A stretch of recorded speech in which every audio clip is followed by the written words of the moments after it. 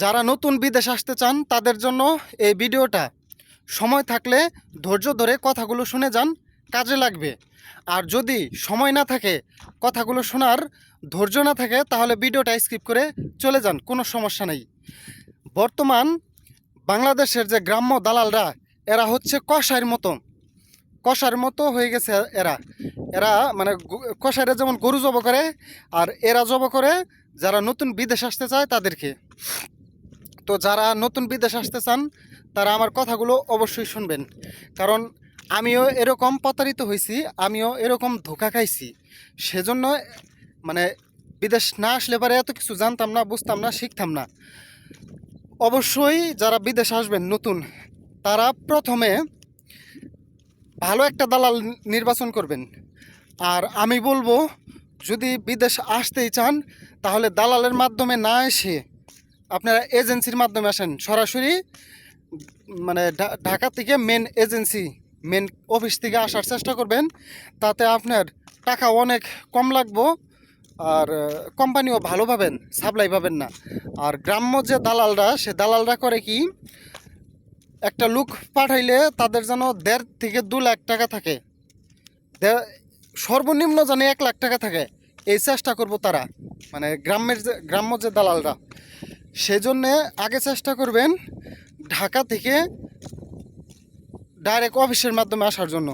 অফিসের মাধ্যমে আসলে এক নম্বরে আপনার টাকা খরচা কম হবে, আর দ্বিতীয়ত আপনি যে কোম্পানিতে আসতে চাবেন সেই কোম্পানি পাবেন, আপনার হচ্ছে কোনো 2 নাম্বারই হবে না।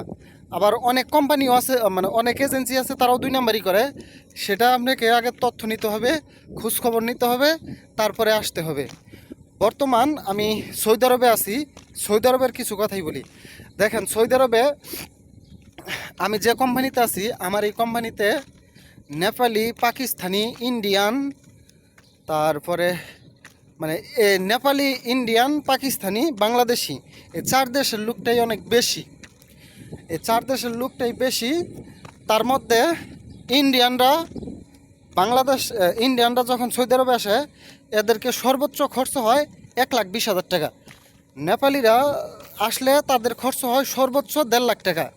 পাকিস্তানিরা আসলে পরে পাকিস্তানিদের খরচ হয় সর্বোচ্চ 2.5 লাখ টাকা।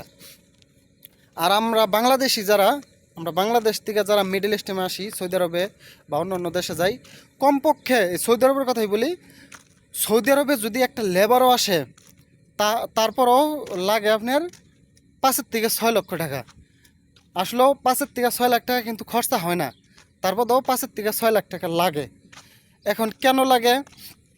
ধরেন, এই দালালরা আপনার একটা ভিসার থেকে যদি নাও খায় 1.5 লাখ টাকা খায়, 1.5 লাখ টাকা খায়।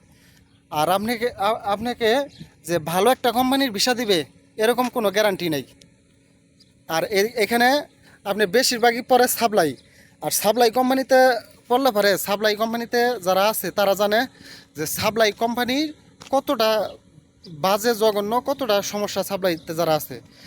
বিদেশ যারা আসবেন অবশ্যই আমার সাথে যোগাযোগ করবেন, আমি বইলা দিব যে এই কোম্পানির ভিসা পেলে আসেন, এই কোম্পানির ভিসা পেলে আসেন, এই কোম্পানি ভালো, সাপ্লাই হবে না। অযথা মানুষের কথা শুনে যে কোনো কোম্পানিতে আইসা ধরা খেয়েন না। বর্তমান সৌদি আরবের অবস্থাও ভালো না। সেজন্য বলতেছি, যারা সৌদি আরবে আসবেন অবশ্যই ভাইবা চিন্তা দেখে শুনে আসবেন। ভালো থাকবেন। নেক্সট ভিডিওতে আরও অনেক কিছুই বলবো। সবাই ভালো থাকবেন।